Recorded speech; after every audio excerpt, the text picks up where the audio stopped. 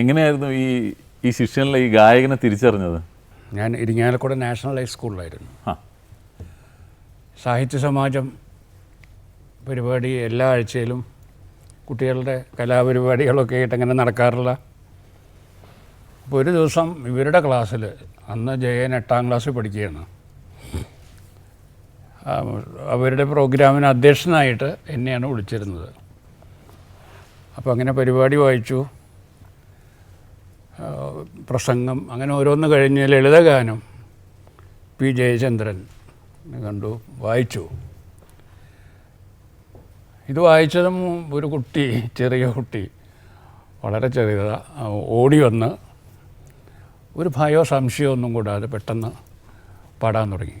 ആ പാട്ട് ഒരു സ്വിച്ച് ഇട്ട പോലെ ഇങ്ങോട്ട് തുടങ്ങുകയാണ്, നാണിച്ച് നിൽക്കലോ ഒന്നുമില്ല.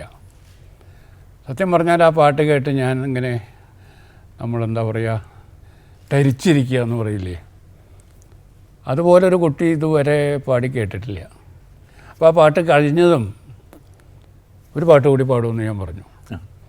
ഇന്ന് പറയേണ്ട താമസം രണ്ടാമത്തെ പാട്ട് തുടങ്ങി.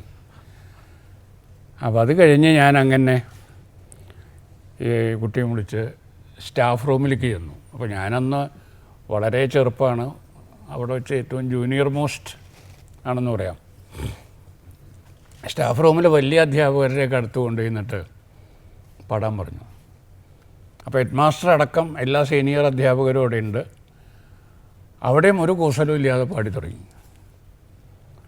അപ്പോൾ അവിടെ വെച്ച് വളരെ തലമുതിർന്നൊരു അധ്യാപകൻ പറഞ്ഞു, ആ വർഷം യുവജനോത്സവം തുടങ്ങുകയാണ് കേരളത്തിൽ ആദ്യമായിട്ട്, ഫസ്റ്റ്.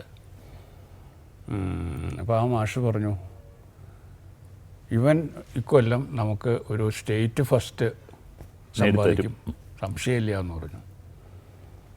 അങ്ങനെയാണ് പാട്ട് ഗോപാലന മാഷ് പാടി തുടങ്ങണത്. അതിലൊരു ചെറിയ മാറ്റം വന്നു. അവിടെ ചെന്നപ്പോൾ ഫസ്റ്റ് അടിച്ചത് വേറൊരു കുട്ടിയാണ്. ആ കുട്ടിയുടെ പേര് യേശുദാസ് എന്നായിരുന്നു. ജയൻ രണ്ടാമനായി. പക്ഷെ അടുത്ത കൊല്ലം 1ാം സ്ഥാനത്തെത്തി. മൃദംഗത്തിൽ ആ കൊല്ലം ഫസ്റ്റ് കിട്ടി.